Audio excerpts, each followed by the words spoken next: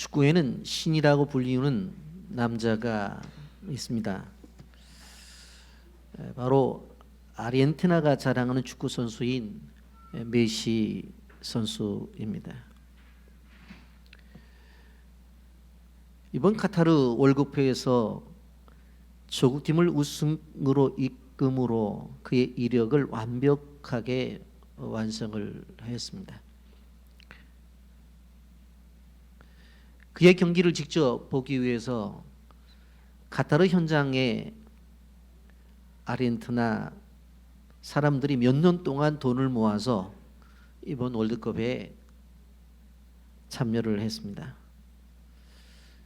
그리고 프랑스와 승부차기에 갈기까지 명승부를 보내면서 세계인들을 흥분시켰고 마침내 조국에 큰 영광을 안겨주었습니다. 우리나라가 2002년 월드컵 때 100만 명이 거리 응원을 하고 세계적으로 이름이 드러났었던 것처럼 이번 우승을 통해서 아르헨티나는 온 국민이 기쁨으로 하나가 되었다고 그렇게 말을 합니다.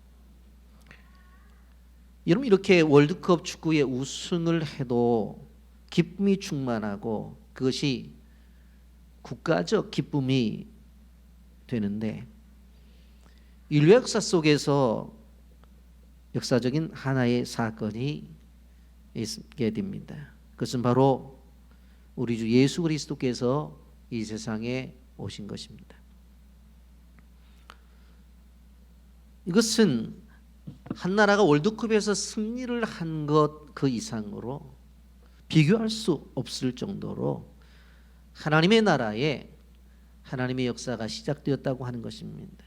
우리는 성탄절을 맞이하면서 우리 마음속에 이 놀라운 기쁨이 충만해야 될 것이다 생각을 합니다. 이러면 성탄절 하면 오늘 귀한 찬양도 찬양대가 드렸습니다마는 무슨 노래가 생각이 납니까? 수많은 예수님의 탄생에 대한 노래가 있습니다. 그리고 성탄절이 되게 되어지면 많은 곡들이 연주가 되어지는데 그 곡의 내용으로 들어가 보면 곡을 쓴 사람이든 가사를 쓴 사람이든 하나님께서 주신 영감을 감동으로 받아서 글을 쓰고 노래를 만든 것을 볼 수가 있습니다. 그 가운데 대표적인 것이 핸델의 메시아입니다. 핸델이 불과 24일 만에 하나님의 영감을 받고 바로 작곡을 했는데 3부작으로 되어져 있는 명곡이면서 성탄절이 되면 세계적으로 많은 교회와 그리고 합창단이 연주를 하는 것을 볼 수가 있습니다.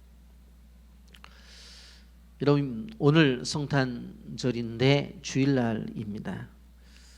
그런 생각을 가질 수 있습니다. 모처럼 쉬는 날인데 날이 겹쳤다고.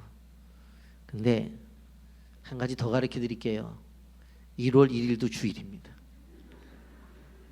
또 하나 가르쳐 드릴까요? 음력 설도 주일입니다. 네, 행복하죠? 예. 아쉬운 분들이 계실 거예요. 쉬는 날. 근데 예배드리라고 정말 하나님이 그렇게 날짜를 만들어 주신 것 같아요. 오늘 성탄절날 이렇게 주일 예배를 드리면서 목자들의 성탄절은 어떠했는가? 성경에 나타난 수많은 사람들이 있습니다만은 성탄절을 경험한 사람들이 있잖아요.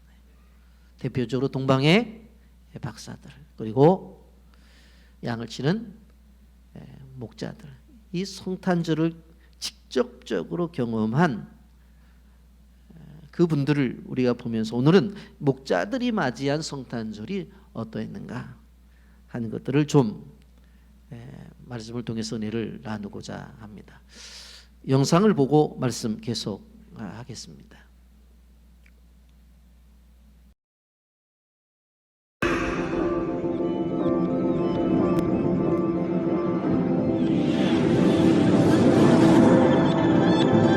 태초에 하나님께서 천지를 창조하셨습니다.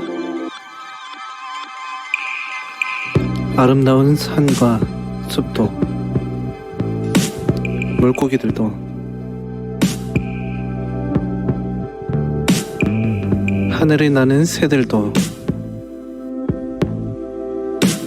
땅에 움직이는 모든 생물을 하나님이 만드셨습니다. 하나님께서는 우리 인간을 자기 형상으로 만드시고 이 모든 것을 정복하고 다스리게 하셨습니다. 에덴 동산에는 모든 것이 다 있었지만 인간은 사탄의 유혹에 넘어가 네가 하나님처럼 되리라. 하나님이 먹지 말라고 한 선악과를 먹게 되었습니다. 이 원죄로 인하여 인간은 하나님을 떠나게 되었고 그때부터 고통받는 인생을 살게 되었습니다.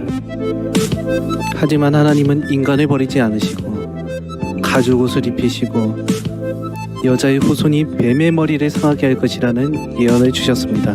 처녀의 몸에서 태어나시는 예수님을 이야기하는 것입니다.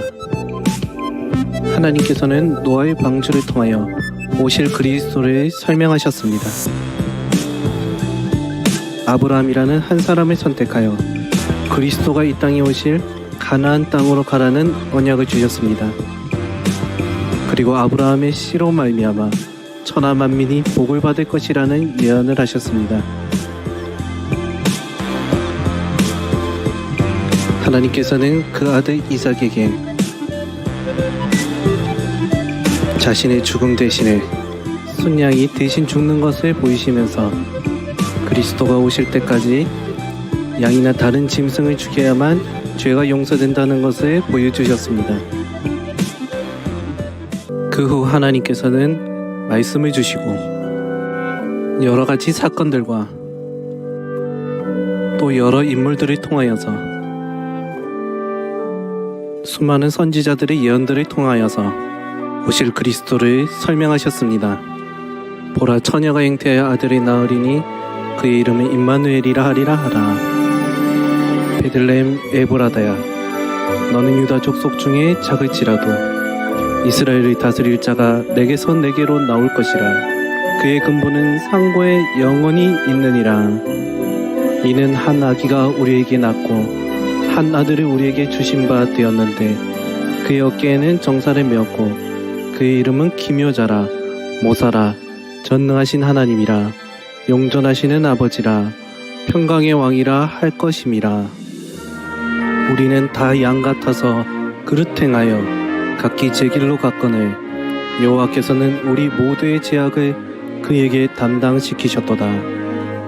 그렇게 오랜 세월 동안 수많은 사람들이 기다려왔던 예수 그리스도가 이 땅에 오신 것을 기념하는 날이 성탄절입니다.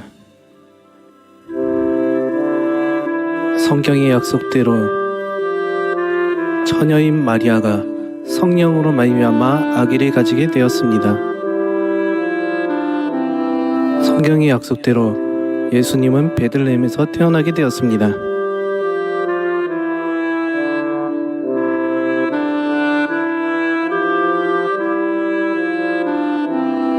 양을 치던 목자들도 그리고 저 멀리 동방에서 온 박사들도 성경의 약속대로 이 땅에 오신 예수님께 예물을 드리고 경배했습니다. 그렇게 오신 예수님을 우리와 함께 하시고 많은 것을 가르쳐 주시고 말씀을 성취하셨습니다. 말씀대로 고난받으시고 말씀대로 우리를 대신하여 십자가에 죽으셨습니다. 그리고 부활하셔서 땅끝까지 증인이 되리라. 모든 민족의 제자로 삼으라. 만민에게 복음을 전하라 하셨습니다. 그리고 하늘로 올라가시고 성령으로 우리와 함께 하신다고 하셨습니다. 크리스마스는 이 사실을 기념하고 이것을 즐거워하는 날인 것입니다. 이런 의미로 우리 인사해 보겠습니다. 메리 크리스마스. 오늘 본문을 보시면 예수님께서 베들레헴에 태어난 장면이 잘 묘사되어 있는 것을 볼 수가 있습니다. 예수님이 육신을 입고 탄생하시기 바로 직전에 천사가 베들레헴의 목자들에게 나타났습니다. 그리고 그 천사의 한마디는 무수하지 말라라고 하는 것이었습니다. 누가복음 2장 10절에 보게 되면 천사가 이르되 무수하지 말라. 보라, 내가 온 백성에게 미칠 큰 기쁨의 좋은 소식을 너에게 전하노라. 그렇게 말씀하고 있습니다. 성탄절의 첫 번째 메시지가 무수하지 말라고 한 것은 우리에게 어떤 의미를 주고 있는가? 오늘 9절 말씀에도 보면 주의 사자가 곁에 서고 주의 영광이 그들을 두루베침에 크게 무서워하는지라 라고 그렇게 말씀하고 있습니다. 우리가 생각해 보면 천사가 나타나면 무지하게 좋아할 것 같잖아요. 천사를 만나면 너무너무 좋아할 것 같잖아요. 그리고 기다렸다고, 그리고 반가이 맞이할 것 같잖아요. 그런데 이상하게 목자들은 매우 무서워했던 것을 볼 수가 있습니다. 여러분, 여기에 나타난 목자들은 소위 레갑 자손들입니다. 레갑 자손은 모세의 장인인 이드로의 족속이었는데 그때부터 하나님의 사역에 동참을 해서 모세 시대와 엘리야 시대, 예레미야 시대, 지금 예수님의 탄생의 시대까지 이렇게 중심에 있는 것을 볼 수가 있습니다. 그들은 성전에서 제사를 드리는 양들을 키우는 일들을 맡아 했는데 생활을 보게 되어지면 종말론적 삶을 살았던 것을 보게 되어집니다. 여러분, 예레미야 35장 8절부터 10절에 보면 우리가 레갑의 아들 우리 선조 요나답이 우리에게 명령한 모든 말을 순종하여 우리와 우리 아내와 자녀가 평생 동안 포도주를 마시지 아니하며 살집도 짓지 아니하며 포도원이나 밭이나 종자도 가지지 아니하고 장막에 살면서 우리 선조 요나답이 우리에게 명령한 대로 다 지켜 행할 것이라. 그렇게 말씀하고 있습니다. 레갑 자손들의 삶의 내용을 보면 세 가지 철저하게 지킨 것이 있었는데, 첫째로 절대로 포도주를 먹지 않았던 것입니다. 두 번째로 집을 짓지 않고 텐트 생활을 끊임없이 했습니다.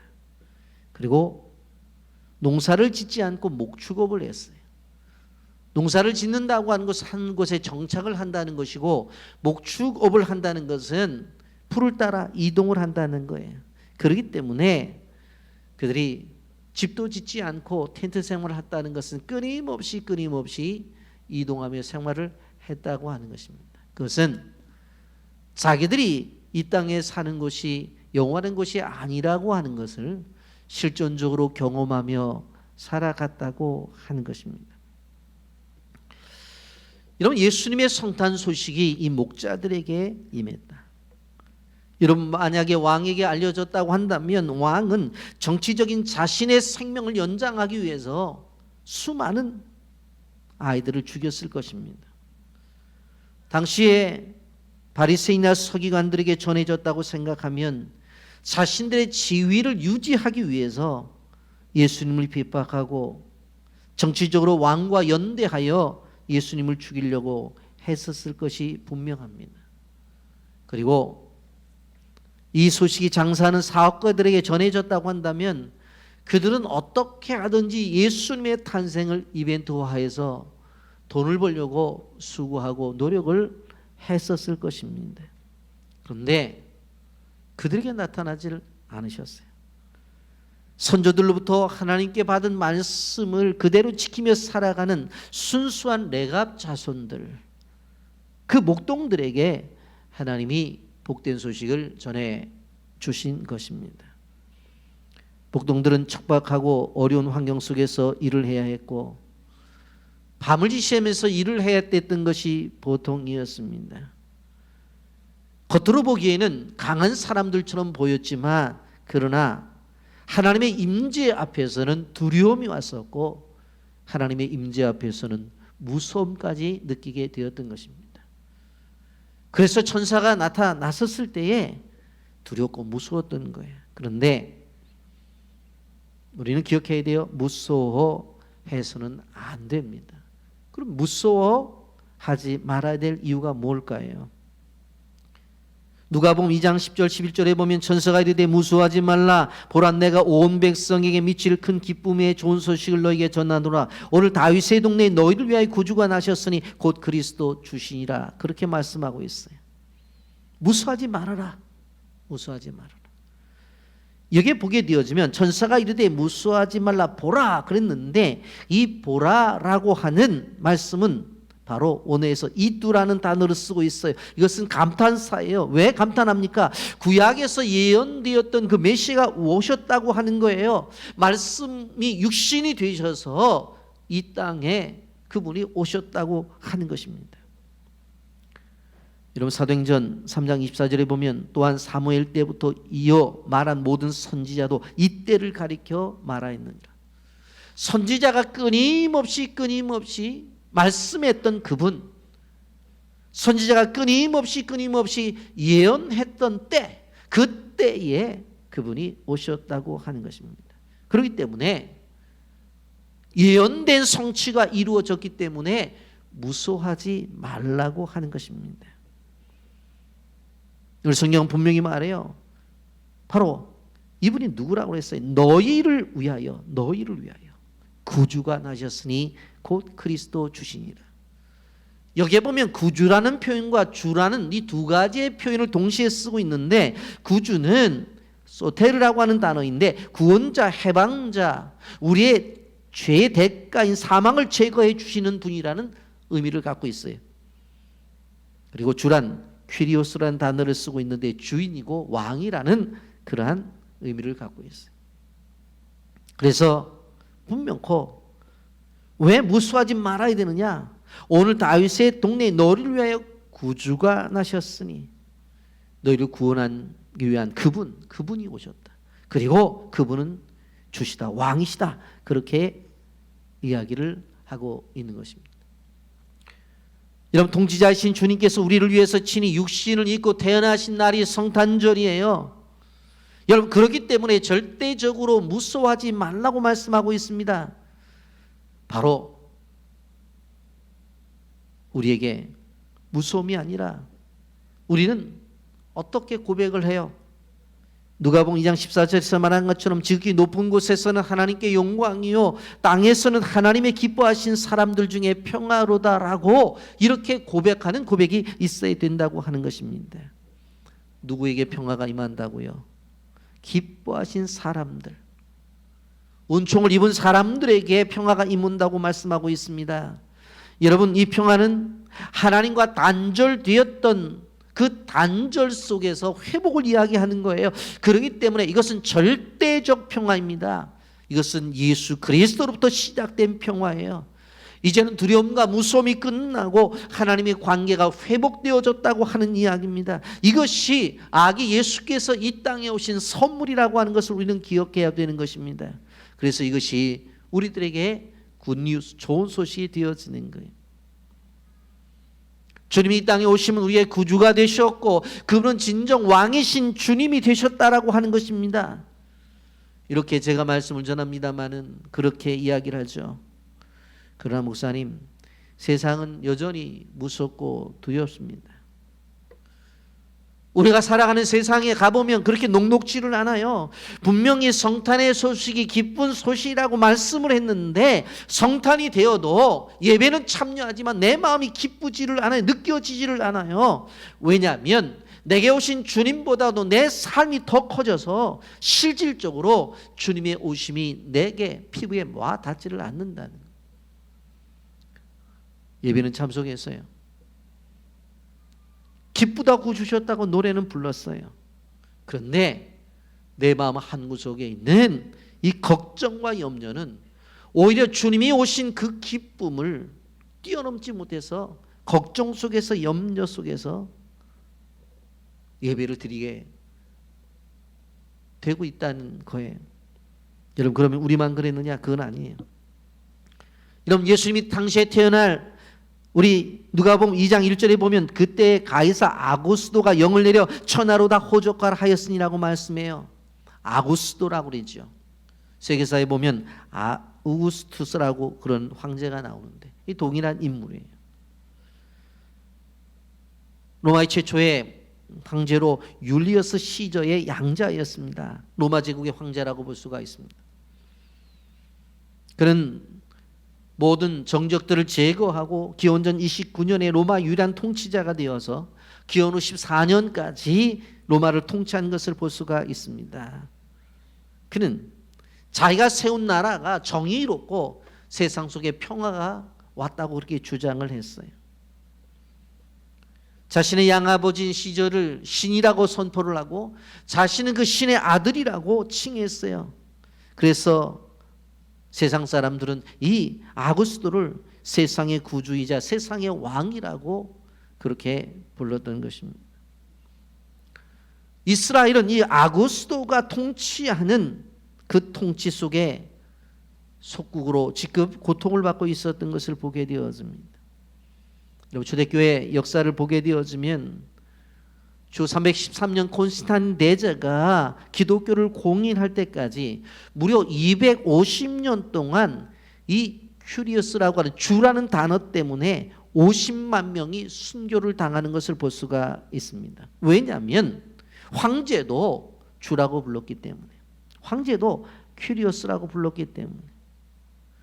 끊임없이 그들은 가이사 외에는 왕이 없다고 주장을 하면서 예수 그리스도를 주라고 부른 사람들을 핍박하고 그들의 목에 칼을 댔던 것입니다.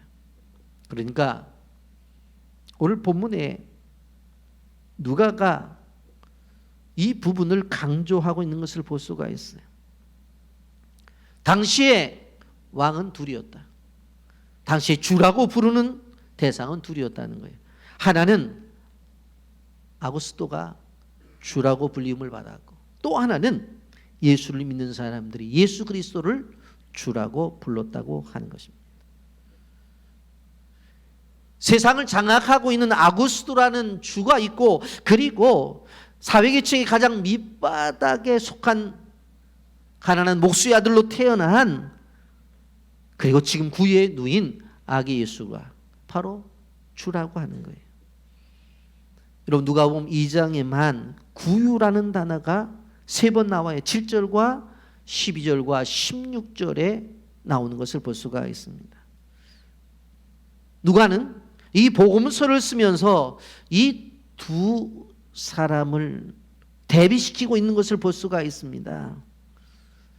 지금 아구스도는 어디에 그날 밤에 잠을 자고 있어요? 왕궁에 잠을 자고 있겠죠. 그때 구주이신 예수 그리스도는 구유에 누워 있어요. 왕궁과 구유라는 이 누워있는 장소를 대비하면서 우리에게 또한 메시지를 주고 있는 것을 볼 수가 있습니다. 누가는 이 본문을 통해서 우리가 그리스도인으로서 이 땅을 사랑하면서 무엇을 느끼는지에 대한 그러한 것들을 또한 제시하고 있다고 생각이 되어집니다. 우리의 믿음과 기도의 찬양이 되시는 예수님은 이 세상의 황제인 아구스도에 비해 구유에 누워있는 아주 보잘것없는 존재라고 하는 거예요. 우리가 말로는 예수님이 왕 중의 왕이요 구주의 구주라고 그렇게 말을 합니다마는 실상 예수님은 그냥 구유에 누워있는 아무런 힘도 발휘할 수 없는 연약한 존재로 보일 수밖에 없다고 하는 거예요. 그러면서 이 둘을 대비하고 보여주는 의미가 도대체 무엇입니까?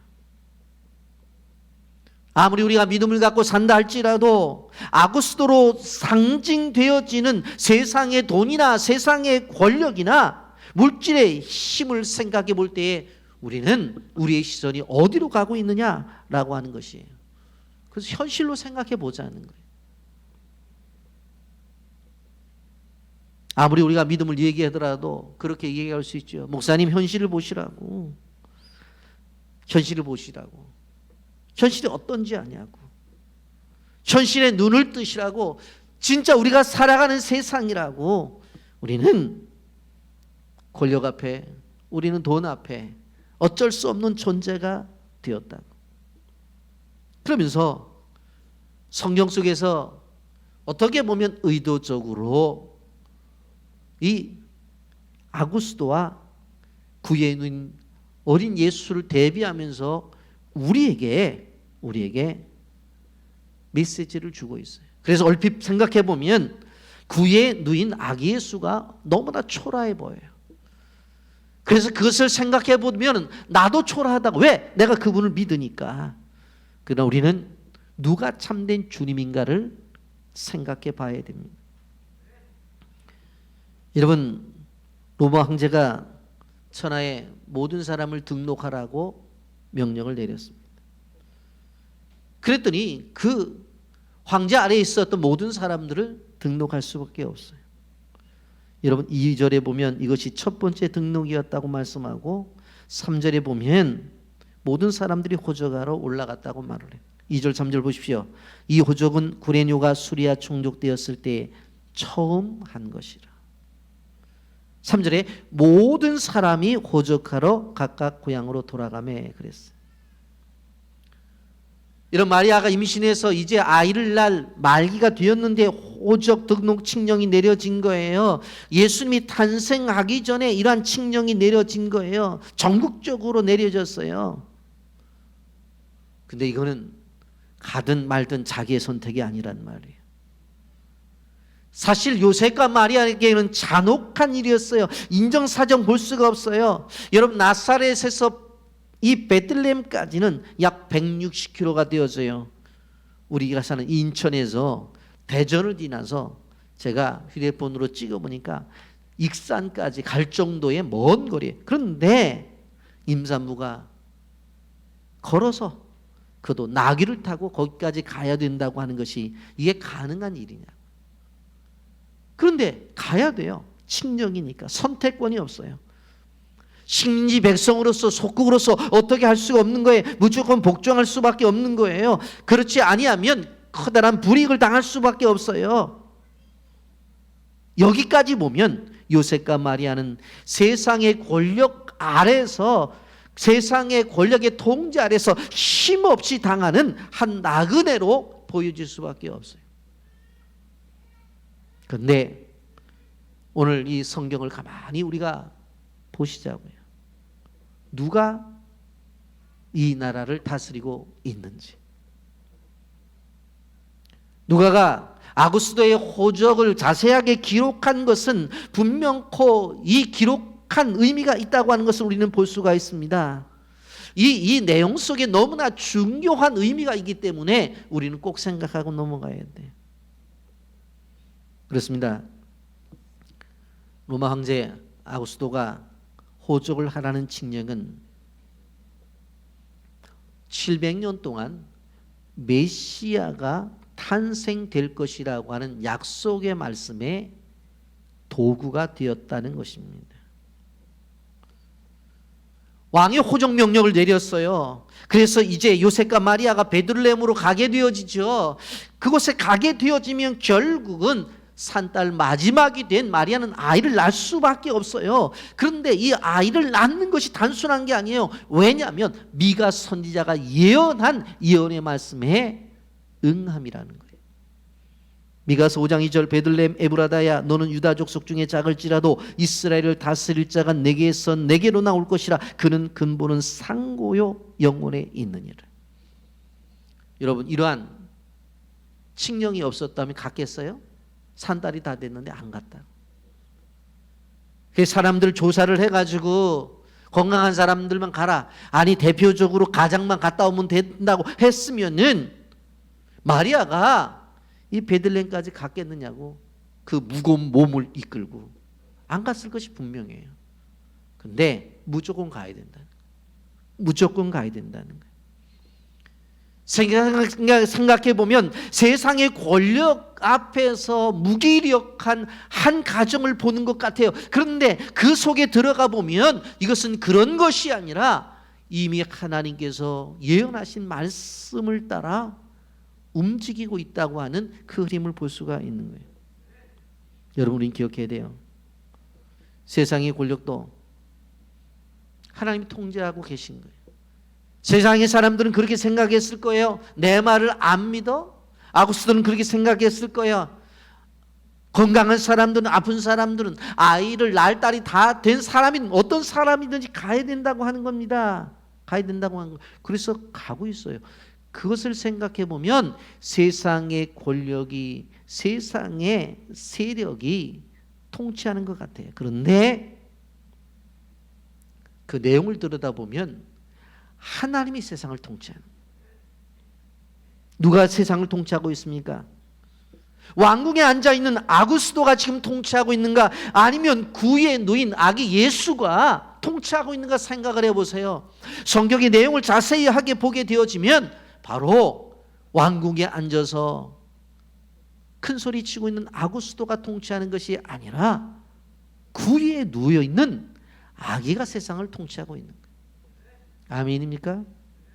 이사야 9장 6절 보세요. 예수님에 대해서 이렇게 예언을 합니다. 이는 한 아기가 우리에게 낳고 한 아들을 우리에게 주신 바 되었는데 그의 어깨에는 정사를 메었고 그의 이름은 기묘자라 모사라 전능하신 하나님이라 영존하시는 아버지라 평강의 왕이라 할 것입니다. 한 아기가 우리에게 낳았어요. 그런데 이것은 그냥 한 아기가 아니래요. 그 어깨에는 정사를 메었고 그 이름은 기묘자고 모사래요. 전능하신 하나님이래요. 영존하신 아버지고 평강의 왕이래요. 그냥 구에 누인 아기가 아니에요. 단순한 아기가 아니라고요. 여러분 이러한 사실들을 생각해 볼 때에 우리가 아니 어떻게 임산부가 산딸이 다 돼서 그 먼 거리를 갔을까? 아이고 안 됐다. 참 지금 같으면 그런 일이 없을 텐데 그렇게 찌릿한 생각을 가질 수 있는데 그건 단순하게 그렇게 생각할 게 아니에요. 하나님의 역사 그 속에 나타나는 거예요. 여러분 로마 황제가 기독교를 받게 했죠. 그런데 그 이후에 300년이 지나 로마 제국이 기독교가 되는 놀라운 역사가 나타나요. 기독교인들을 잡았다 죽였죠. 그럴수록 믿는 이들은 더 많은 거예요. 유대인들까지도 동원해서 예수를 핍박했습니다마는 오히려 예수님의 죽으심으로 인해서 우리가 죄 사는 길이 열어진 거예요. 예수님에게는 죽음이지만 우리는 구원의 길이에요. 예수님이 십자가의 죽음이지만 우리는 죄사함의 길이 열려졌다고 하는 거예요. 예수님이 죽음으로 아버지의 뜻이 이루어졌다고 하는 것입니다. 그렇기 때문에 이분이 오신 성탄절이 그렇게 여러 날 가운데 가치가 있고 귀하다고 하는 것입니다. 그래서 기뻐해야 되는 거예요. 여러분 하나님의 역사 속에 들어가 보면 이런 일들이 많이 있는 것을 볼 수가 있어요. 사도행전 7장 후반에 보게 되어지면 8장까지 이어지는 일들 가운데 스데반이 돌로 맞아 죽어요. 8장 1절에 보면 그날에 예루살렘 교회에 큰 박해가 일어났다고 말하죠. 그래서 그 박해 때문에 바로 유대 지방과 사마리아 지방으로 흩어져요. 교회로 볼 때는 엄청난 어려움이었습니다. 여러분 생각해 보세요. 교회가 모여서 신령과 진정으로 예배를 드리려고 하는데 핍박이 와서 예배 못 모이게 하는 거예요. 못 모이게. 예루살렘 교회 안에 어떻게 되어졌어요? 성도들이 모이지 못하는 상황이 벌어졌어요. 어떤 사람들은 그렇게 말할 수 있어요. 하나님 앞에 예배를 드리려고 하는데 예배를 드릴 수 없게 저렇게 하는 거. 그럼 우리 하나님 어디 계시냐는 거예요. 우리가 하나님 앞에 이렇게 영광을 드리려고 하는데 그것마저도 모이지 못하게 하는 거. 그 왜 가만히 놔두고 계시냐는 거예요. 왜? 하나님은 어디 계십니까? 그런데 3절과 4절을 보면 정확하게 분명하게 이렇게 말씀해요. 사도행전 8장 3절 보세요. 사울이 교회를 잔멸할 새 각 집으로 들어가 남죄를 끌어다가 옥에 넘기니라. 그런데 4절에 보게 되어지면 이상한 움직임이 보여져요. 4절 그 흩어진 사람들이 두루다니며 복음의 말씀을 전할세 그랬어요. 교회를 잔멸하려고 그랬다. 교회를 무너뜨리려고 그랬어요.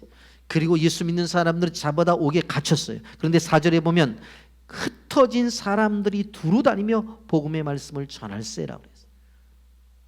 결국 예루살렘 교회 하나의 교회가 모여서 예배를 드리고 기도하면서 교제하며 은혜 생활하는 것들이 핍박이 오니까 결국 모이지 못하고 흩어졌는데, 흩어진 사람들이 복음을 전하고 가는 곳마다 예배 드리니까 하나의 교회가 어떻게 되어져요? 2개의 교회, 3개의 교회, 4개의 교회, 수많은 교회로 많아져요. 그리고 이 일 다음에 사울을 사도 바울로 바꾸잖아요. 그래서 이방 선교에 택한 그릇으로 쓰는 것을 볼 수가 있습니다. 여러분 생각해 보세요. 재밌잖아요.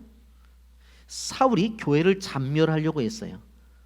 그런데 사람들이 그 사울이 주관한 핍박에 의해서 흩어졌는데, 그 흩어진 사람들이 가서 복음을 전하잖아요. 그런데 나중에 이 사울이 바울이 돼가지고 그 지방을 다니면서 자기가 복음을 또 가르쳐요.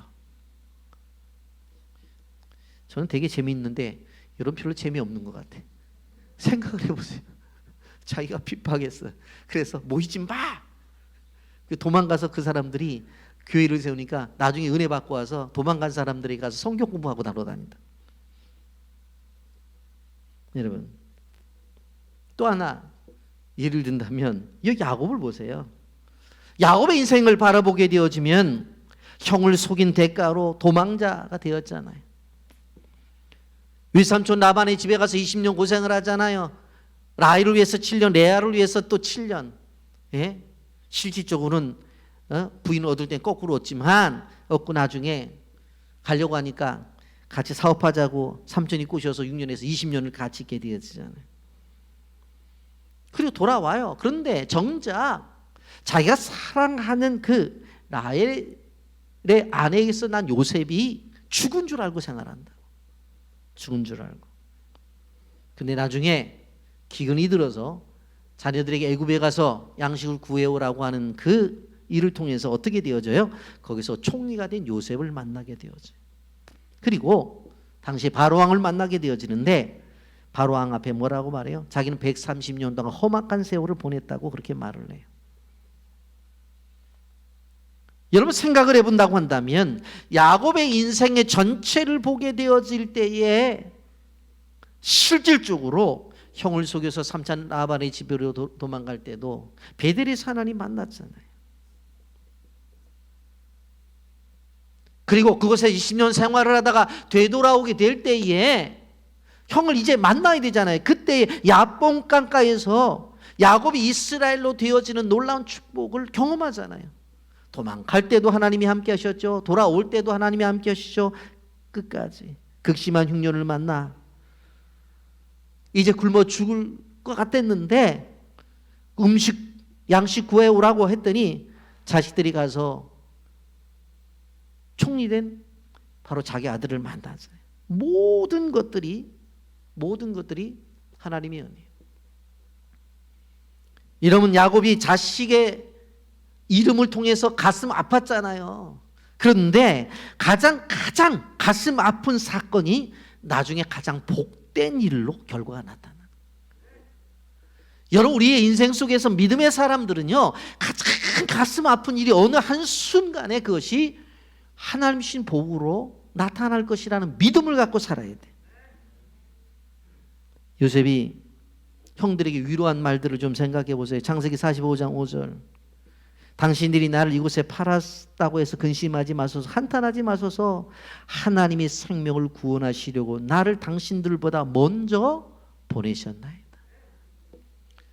사실 나를 이곳에 보낸 것은 형들보다 먼저 자리 차지하고 그리고 양식 마음대로 주고 아버지랑 형들 초청해서 이거 살게 하려고 나 먼저 보낸 겁니다. 그렇게 해석하잖아요. 그러면서 그의 고백을 저는 창세기 50장 20절 21절 정말 성경 가운데서 가장 좋아하는 귀절, 늘 제가 강조하죠. 당신들은 나를 헤아려 하였으나 하나님은 그것을 선으로 바꾸사 오늘같이 많은 백성의 생명을 구원하게 하시려 하셨나니 당신들은 두려워하지 마소서. 내가 당신들과 당신들의 자녀를 기르리라 하고 그들을 강권말 위로하였더라. 아버지가 죽으니까 형들이 두려워서 야 큰일 났다. 아버지 살아가실 때는 좀 놔뒀지만 이 아버지 돌아가셨으니까 우리 불러다가 어떻게 나를 그렇게 동생인데 팔을 수가 있냐고. 그러면 우리는 어떡할까 하고 벌벌벌벌 떨어서 동생 앞에 납죽 절하니까 뭐라고 말해요? 당신들은 나를 헤아려 한 거 분명하다. 그런데 그것을 하나님은 선으로 바꾸셨다. 철저하게 하나님을 믿는 것이 아니라 선으로 바꾸시는 하나님을 믿는 거예요. 이것이 얼마나 놀라운 은혜예요 보면. 그러면서 당신들도 책임지고 당신들의 자녀 조카들도 내가 다 키워내겠다. 그렇게 고백을 하고 있는 것을 볼 수가 있습니다. 말씀을 정리합니다. 거칠은 세상을 살아가는 사람들이 거친 세상이 광야 같은 세상이 현실인 것은 분명해요. 여러분 아이를 가져서 산딸이 다 된 아낙네를 가지고 길에 가다 날지도 모르는 그 아내를 이제 어떻게 해요? 호적하라고 하라고 한 이것만큼 냉혹한 게 어디 있냐고. 그런데 생각을 해보세요. 그것이 냉혹인가요? 그 속에 하나님의 뜻이 있는 거예요. 그리고 그곳에 난 바로 그 장소가 예언의 성취예요. 그리고 그 아이가 기묘자요 모세고 전능하신 하나님이고 또 세상을 통치한 왕이라고 말씀하고 있는 것을 볼 수가 있습니다. 그렇기 때문에 오늘 성탄절을 지나면서 아무리 무서운 일이 다가와도 두려운 일이 다가와도 그 속에서 하나님의 뜻을 찾으세요. 그러면 그 안에 하나님의 축복이 담겨져 있다는 것을 기억하시기를 바랍니다. 코로나가 전 세계를 덮쳤지만 하나님은 항상 오르세요. 그리고 바른 판단을 하세요. 그리고 항상 하나님이 인도하세요. 오늘 성경의 말씀대로 보라! 그 주님을 보시길 바랍니다. 그리고 그 주님을 보고 그 주님이 주신 은혜를 가지고 오늘도 그리고 앞으로의 삶도 왕 되신 그 주님을 인해서 평화가 여러분들에게 임하기를 예수님의 이름으로 축복합니다. 아멘.